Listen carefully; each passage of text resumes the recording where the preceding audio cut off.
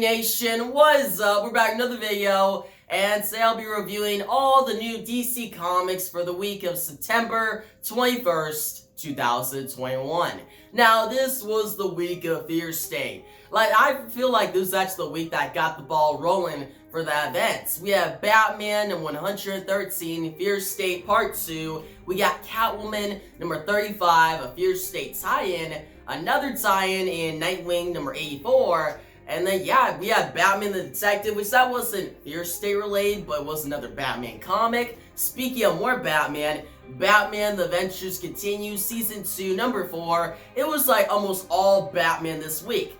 But you're probably asking, Ethan, if it was all Batman, then why you got a Flash shirt? Because the first comic we're talking about this week is Flash, number 774. And this is actually my favorite comic book of the week, hence why I got on this shirt, alright? Yes, there's a lot of Batman this week, but Flash really shined. Alright, so Jeremy Adams, he's been writing on this comic for a little bit now. He has first storyline where Wally was switching bodies with like Bart, Jay Garrick, going through time, right? Going through the Speed Force. Really great starter. Then we had we had a two-part arc with Heatwave. That was really emotional and actually showed why we love Wally West. Like how he acted, how he saved Heatwave. Like it was a really nice arc.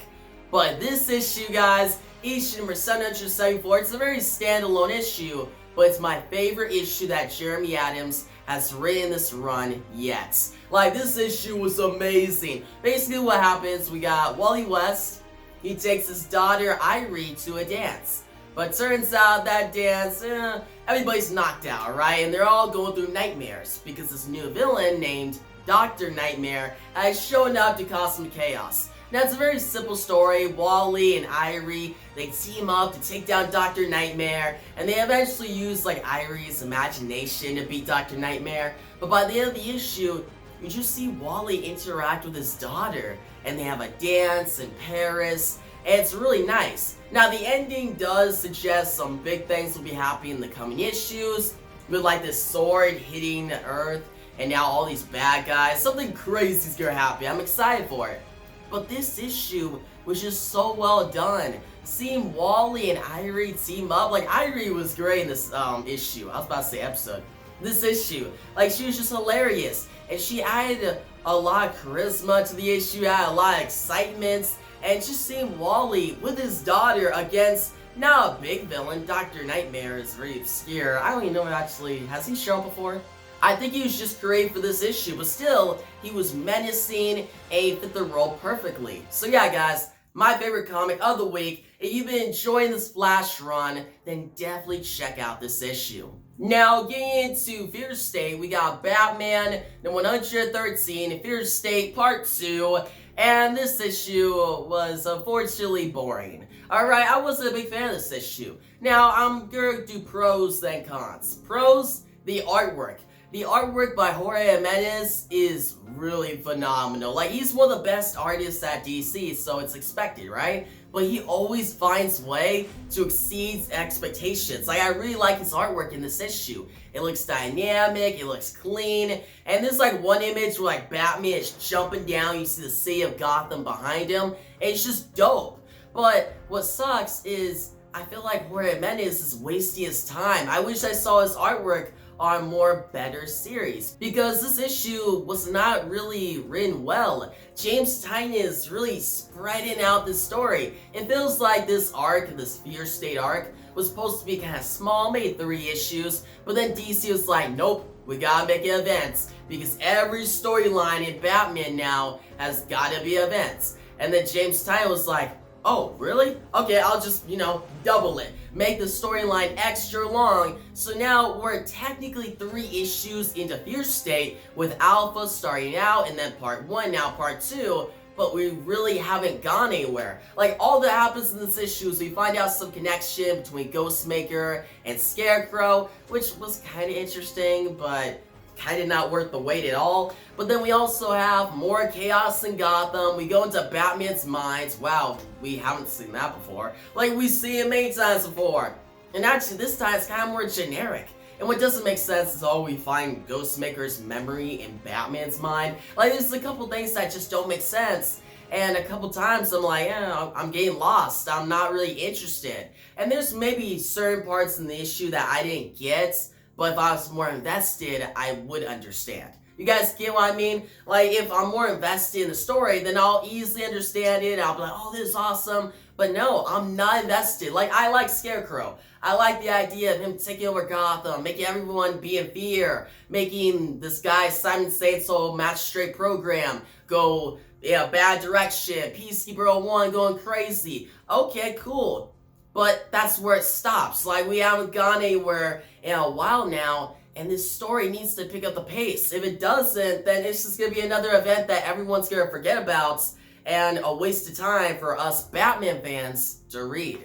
Now let's get into some tie-ins. First off, I'm going to talk about Nightwing, number 84. This issue does kind of get weighed down by being a Fear State tie-in, because the beginning of the issue is a recap of Tom Taylor's first storyline, Leap into the Light. Amazing storyline, but still we have like a recap. We got Dick, he leaves Bloodhaven, goes to Gotham, runs into the magistrates, and yeah, the beginning of this issue I was kind of like, okay, it's just gonna be a tie-in that's gonna be kind of boring, right? And I was also kind of disappointed, excited to see Bruno Redondo's artwork. But as the issue progressed, it got better and better. I was surprised. Now, the artwork by Robbie Rodriguez, he's the artist for this issue, got better over time as well. Like, it started out, okay, I was like, it's not Bruno Redondo, it's not fitting with Nightwing, I can't see it. But then, the part where Batman shows up and Batman and Nightwing are fighting against magistrate drones in Crime Alley, it looked dope. Especially when Batman came up from behind Nightwing. Like, that image is amazing. Like, it gave me goosebumps when I was reading it. It looked super dope. Also, as the story goes on, Batman and Nightwing team up, and then Dick's like, I could have just took down these drones, right? Why'd you show up? And Batman's like, well, you were in Crime Alley. That's the alley where my parents died. And I didn't want to see my son die too. When I read that, I was like, wow. That is good writing. Tom Taylor knows what he's doing. He always does. He always finds a way, even at tie-in, to make the issue great. So yeah, props to Tom Taylor. And then he ends the issue on a great note. We see Dick, he makes it to the clock tower, he reunites with Barbara, and then guess what? Barbara suits up as Batgirl once again. And that final image in the book is one of the best ones in the entire issue. Like, Robbie Rodriguez makes this moment epic. And seeing Barbara back in the costume, the Batgirl costume, ready to fight, take the fight to the Anti-Oracle, team up with Dick Grayson, Nightwing, it just gets me excited. And I didn't think I would be excited. Like, going since I was like, Fear State tie-in, Dick's going to Gotham, it's gonna be the same thing with the Joker War, where it's not as essential. I don't know. But now, I'm invested. I'm not invested in the main Fear State storyline, but this tie-in, I am. Now, going on to the next Fear State tie-in, we got Catwoman, number 35. And guys, another good issue. This issue is written by Ram V, and you already know, Ram V always nails it.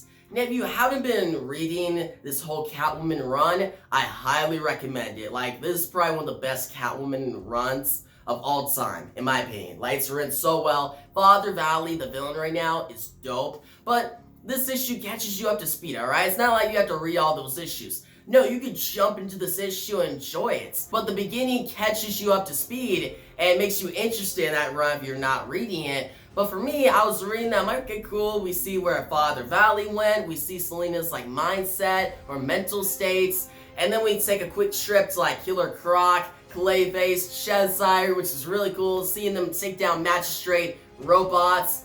And then we see Selina, she goes to Gotham. And it kind of progresses how you expect it to. Like, okay, we see the magistrate taking over, which I will say one thing.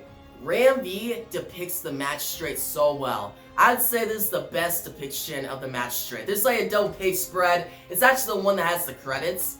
But we see the magistrate taking over, and Ram V makes this narration how everyone is in the city, they have fear.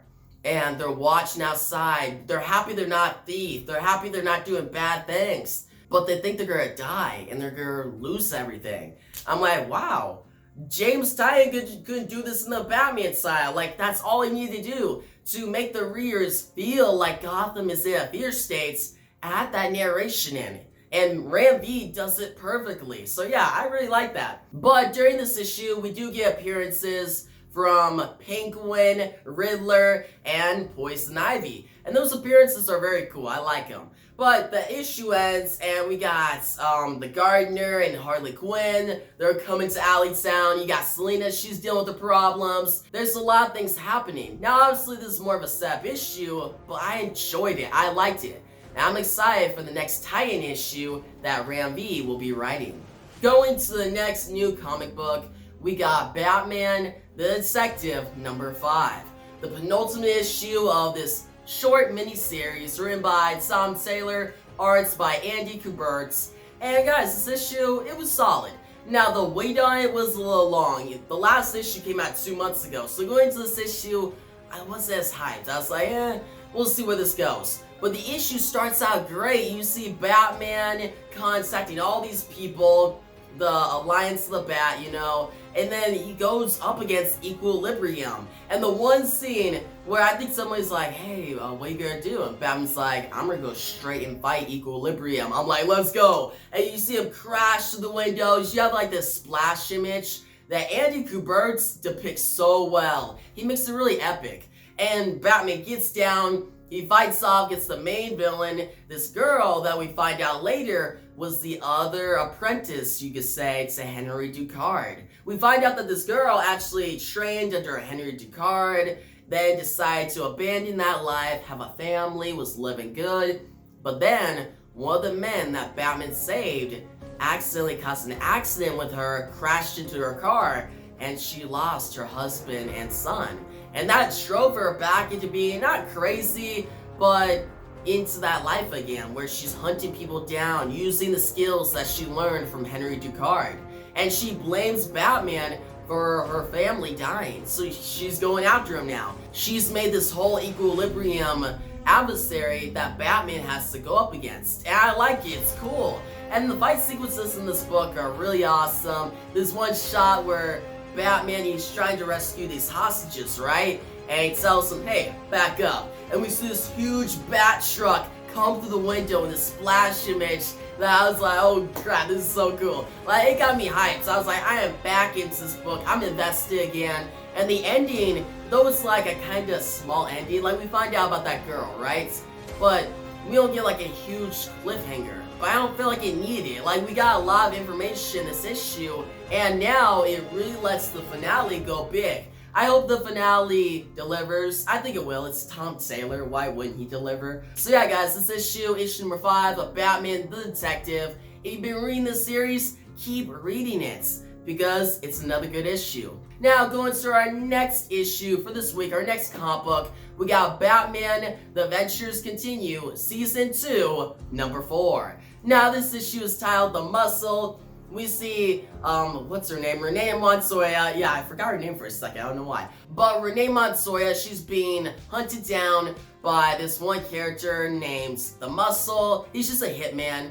That's all. He's hunting her down, and you see Batman and Renee Montoya team up to take him down, and they eventually do. It's a very fun issue. The artwork really fits with the Batman, the animated series vibe. Like, guys, Batman the animated series is one of the best shows of all time, in my opinion, and to see it just continue here is really cool. And yeah, it's called The Adventures Continue, but there's been times when comics try to continue a very famous show or a really great thing in DC history, and it just doesn't live up to it. But so far, this series has. Like, we had the whole Court of the Owls thing, then we had Huntress last issue, and now we have this issue that shouldn't be as exciting. It's just Batman and Renee Montoya against this hitman, but it's actually really cool. It's written well, the artwork is good, and you just got certain dialogue that I thought was funny and fit with the tone of Batman the Animated Series. So yeah, good issue. If you've been reading this series, keep going. Now to our next comic book of this week, we got Shazam #3. And I'm gonna say it, this is the best issue of this main series yet. It was really good. We got a lot of revelations in this issue, and I'm excited to talk about it. First, I want to talk about the artwork. by Clayton Henry. Usually I'm not a big fan of his style or his artwork. Like when I see his name attached to a comic book as the main artist, I'm like, okay, cool, his art's not bad, but I'm not hyped. But now, going forward, I'm gonna be hyped when I see his name because his artwork in this issue is amazing. Like, it really shines. Like, somehow he upped it. I don't know how, guys. I know you guys say, well, he practices his artwork, it always gets better. But still, like, I've seen his artwork in other comics and it's just alright. But here, it looks top notch. Like, we get a double page spread with like the credits, so we see Shazam, and you see Sulliback, I think that's his name. He was like the villain from last issue, who gets defeated in this issue. He's coming towards them. That's an awesome image. But my favorite image in this book is the one where Raven shows up. Like, later in the issue, we have Raven, she shows up, and this image looks awesome, guys. It is super dope. But hey, I'm getting ahead of myself. Let's start at the beginning of the issue. Written by Tim Sheridan, we see Shazam and Dane, who Dane is the son of the devil, and he's called Nevermore, right? And they take down Sulliback, and then they actually team up with Neron. Guys, when Neron showed up, we actually have another good splash image. I'm gonna keep praising the artwork throughout this. But still, we got another cool splash image. Neron shows up. It's a really cool surprise. It wasn't like a big reveal. Like, I kind of expected it going into the series, but seeing it here, it was still well done. And as the issue progresses, it's a very adventure type, and it's a good story, right? But then Neron goes against Shazam. You have like this whole conflict. It's getting interesting because, guys, you don't know, this whole series, Billy Batson has been struggling to get the power of Shazam. He can still turn into Shazam, but he doesn't have that same power. And it's shown here. Now, eventually he does get it back in this issue, and we get a really awesome splash image where he's like, I'm back. But before that, we see Neron messing with him, and Shazam can't fight back. And Dane is just getting beat up. That's when Raven shows up. Guys, Raven shows up, beats the crap out of Neron. Well, not like a big, like, she didn't destroy him, but at least puts fear into him. And then we have Neron be like, alright, I'm out of here. I'm not fighting against this witch. I'm not going against Raven. And then he makes this line about, oh, Raven, you're being so kind. I'd be wonder to see what else you could do. Maybe you could be the opposite, the unkindness. Now we hear the unkindness as Shazam goes into the Rock of Eternity. And you guys still remember that Future State storyline when Raven gets consumed by the unkindness, she gets super powerful, like really OP, like overpowered. And she basically destroys the DC universe, like slowly. She beats DC 1 million Superman. So yeah, think about that. But this is like the continuation. Well, I wouldn't say continuation, it's kind of like a prelude. But it's very interesting. And for me, who read that storyline and really enjoyed it, this is really cool. I liked it. Now, the issue ends, you see Shazam, he goes into the Rock of Eternity, and he meets up with Black Adam. Who Black Adam, he looks different, he looks more like a kid, and that's how the issue ends. You're like, wait, we got one issue left. Raven showed up, Neron showed up, you got Shazam in the Rock of Eternity, things are heating up. Both Tim Sheridan and Clayton Henry are doing a great job, and yeah, I'm excited for the next issue. Guys, getting to our last comic book for this week, we got Aquaman, The Becoming, #1. This is a new mini-series, I think. I'm pretty sure it's a mini-series, and it follows Jackson Hyde, aka the new Aquaman. And how this issue opens up, it actually got me excited. Like, it's a very interesting opening. You see Jackson, he's going through the simulation where he's on Apocalypse, Darkseid has killed the entire Justice League, and it's up to Jackson to get this mother box through this water and to Earth to pretty much warn everyone so they don't get killed by Darkseid. And you see Jackson's worried, he's nervous, he doesn't know if he could do it. And you have like this fake Aquaman who's like, that's not what Aquaman would say. Like, Aquaman would do it. And Jackson's like, okay, I got this. He does, so you see this great artwork, a lot of good sequences, and then the simulation ends. and it was a good opening. Now it's the best part of the issue though. As the issue progresses, you just see Jackson. He says bye to Aquaman because Aquaman is going to Mars to meet up with Martian Manhunter, and Mara, she holds down the forts, and basically Jackson is going to the surface and helping out. And you have this little scene between him and the Teen Titans. It's a good scene, but most of the issue is just him in his normal life, dealing with that, dealing with like these D-list villains, and Jackson kind of getting used to just being solo.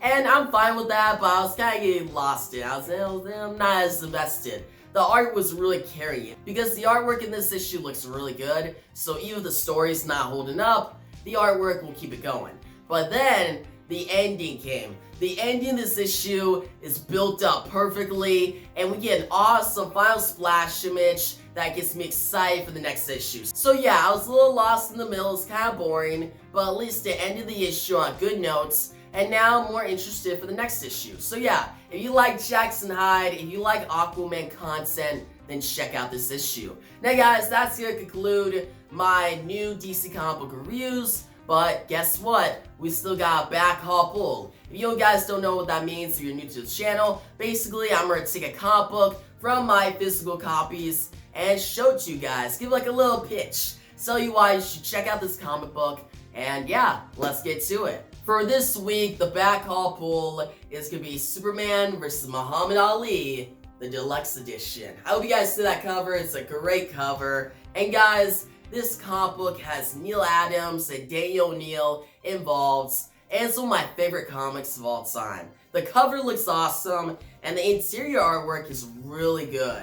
Like, this is a really awesome comic book. I've always been a big fan of boxing, and I like Mike Tyson, Muhammad Ali, all sorts of Floyd Mayweather. Like, I'm really into that. I train Brazilian Jiu-Jitsu, so duh. Like, I don't train boxing, but I like Jiu-Jitsu, I like boxing, I like kickboxing, Muay Thai. I'm just very interested in that. And to see Muhammad Ali go up against Superman, Superman being one of my favorite characters, yeah, he's not Batman, but Superman's still really cool. And to see Muhammad Ali kind of teach Superman how to box, like, you have one image in this book that just looks great.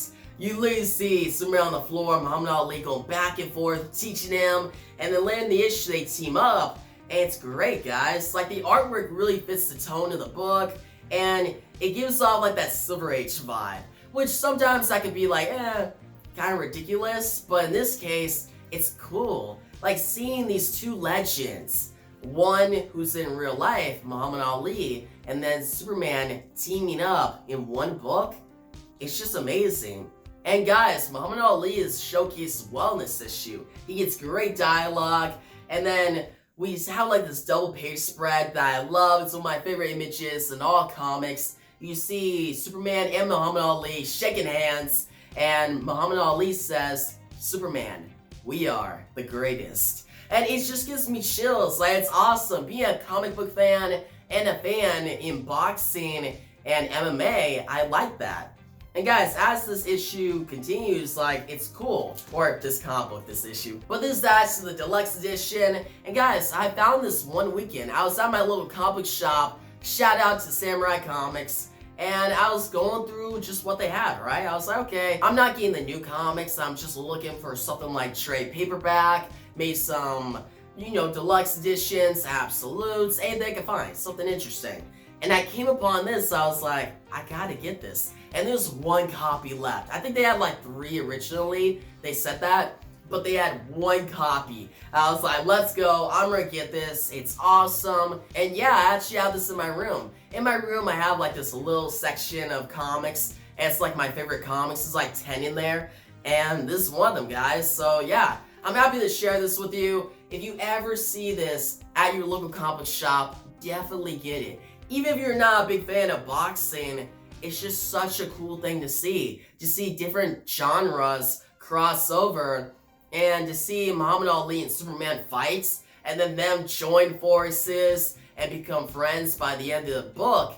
it's cool. So yeah guys, I hope I convinced you to check out the story. Go try and find it at your comic book shop, your local comic book shop, or maybe read it digitally if you can't find it. At least read the story because it is phenomenal. But yeah guys, that's gonna wrap up this video. I hope you enjoyed it. You got my reviews on 8 of the new comic books, and then a little back haul pull. A lot of content for you guys. And yeah guys, if you liked the video, give a big thumbs up. New channel, make sure to subscribe, hit the notification bell so you don't miss out on my next DC Comics video. Tell me your thoughts on all the comics down below, the new comic books. Which one was your favorites? Do you agree with me? Was the Flash comic the best of the week? Or do you have another one that was like your top pull? Leave all your comments down below. Thanks for watching, and peace out.